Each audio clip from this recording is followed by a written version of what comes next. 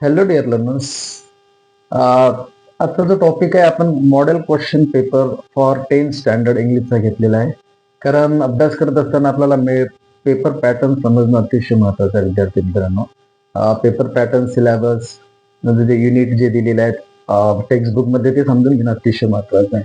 तर या ठिकाणी model question paper of English मिडियमचा आपण घेतलेला आहे. त्याचा अनालिसिस शॉर्टमध्ये घेतलेला आहे. कसं पहिला जो सेक्शन असतो सेक्शन 1 ग्रामर, त्याच्यामध्ये 3 पार्ट असतात, first second third. Language study म्हणतो आपण. ओके. आणि झालेलं ग्रामर, आधीपर्यंत झालेलं ग्रामर त्याच्यामध्ये असते. ओके. त्याच्यामध्ये alphabetical order, uses the phrases, question tag, make the punctuation, अशा प्रकारचे सेंटेन्स असतात. आणि थोडं डिव्हिजन असते याच्यामध्ये, थोडं सिम्पल, थोडं त्याच्यापेक्षा थोडं हार्ड, आणि याच्यामध्ये थोडं कॉम्प्लेक्स कंपाऊंड सेंटेन्स अशा प्रकारे विचारतात. सेक्शन सेकंड मध्ये टेक्स्च्युअल पॅसेज, म्हणजे जेवढे ते पुस्तक आहे त्यातले फक्त 2 पॅसेज असतात. आणि पॅसेजचं स्वरूप A1 हा क्वेश्चन पॅसेजच्या वर राहतो, A2 याच्यामध्ये ऑब्जेक्टिव्ह टाईप क्वेश्चन असतात. Okay. Make the complete web किंवा write true or false, whether, complete the following sentence with the help of passage. A2 मध्ये क्वेश्चन आन्सर असतात डायरेक्ट. एन इच.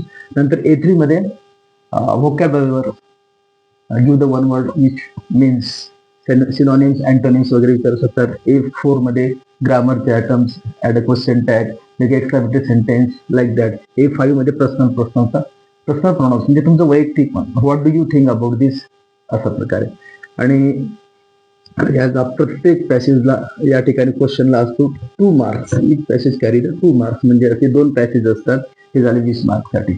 ग्रामरमध्ये इकडे 10 मार्क्स असतात. ओके. शॉर्ट मध्ये सांगतोय तुम्हाला. सेक्शन थर्ड पोएट्री, याला 5 मार्क्सचे 2 क्वेश्चन असतात या ठिकाणी. याच्यामध्ये क्वेश्चन आन्सर असतो एक क्वेश्चन, आणि एक appreciation, very simple appreciation. Write the appreciation. Poem दिलेली असते, with the help of poem you have to write the appreciation. Point format, paragraph format मध्ये लिहा, हे दिलेलंच असते त्या ठिकाणी. म्हणजे सिम्पल, म्हणजे फ्रीचे मार्क्स म्हणून म्हणेल मी.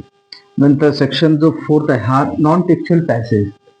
हा पॅसेज पण धड्याच्या बाहेरचा, आणि याला लागून असते समरी रायटिंग. हे पण फुकटचेच मार्क, हे 5 मार्क, आणि या ठिकाणी हे 10 मार्क. समरी रायटिंग म्हणजे काय, आपल्याला पॅसेज सोडवायचा आहे, आणि पॅसेजचं स्वरूपच आहे A1. आता या ठिकाणी A1 आहे, त्या ठिकाणी B1, B2, B3, B4, B5.